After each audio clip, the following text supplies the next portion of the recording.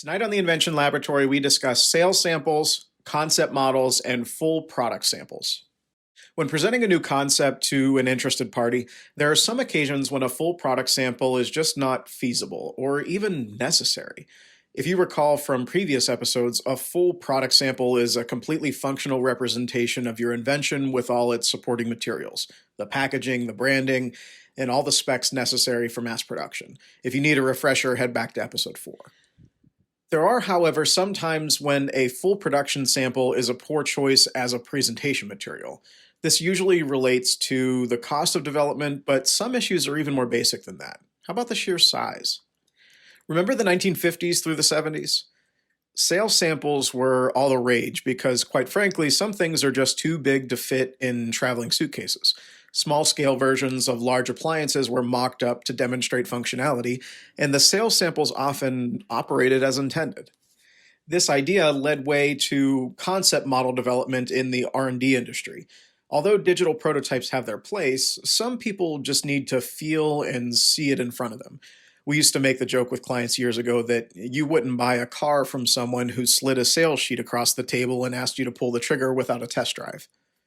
In order to not lose features of your product during development, you can also opt for a concept model to keep the cost down and to illustrate your true vision for the product.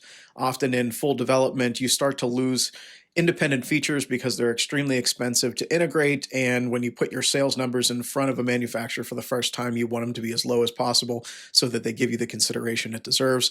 Concept models allow you to illustrate those points without giving the increased cost, and you can give them a cost analysis between the two. You can show them what it would cost with the additional functions and also without. While most manufacturers are held to their bottom line, the idea of expansion or enhancement needs to be possible. What if you have a product and you intend to launch an entire product line of several different sizes and colors? Are you willing to fork over the cost required to build all 4 product samples? Probably not, but you may consider a line of concept models and maybe one full scale. The ability to welcome constructive criticism during presentations hinder largely on your ability to accommodate those requests after the pitch. This allows you to leave the metaphorical door open during negotiations. The last thing you want is to engage in a series of take it or leave it presentations. The more you continue that trend, the faster the word spreads about your unwillingness to cooperate, and you'll start to notice a decrease in the number of companies or individuals willing to set meetings with you. Concept models are also useful when you're only developing pieces of a larger product or you're enhancing an existing product by adding something. If you're working on any project that's outside of the retail arena, spending money on a full product sample is foolish. You won't need any packaging, and most of your manufacturing specs are going to come from the company you intend to pitch the concept to.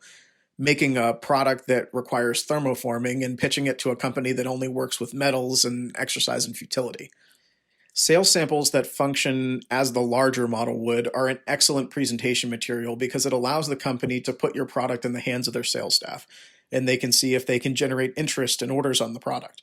Essentially, they're doing your job for you. So for some clarity, let's rehash.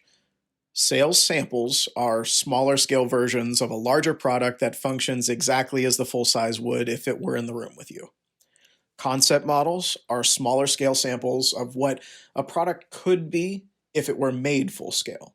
It allows you to add and subtract features and not endure the immense cost associated with a full product sample until it's absolutely necessary.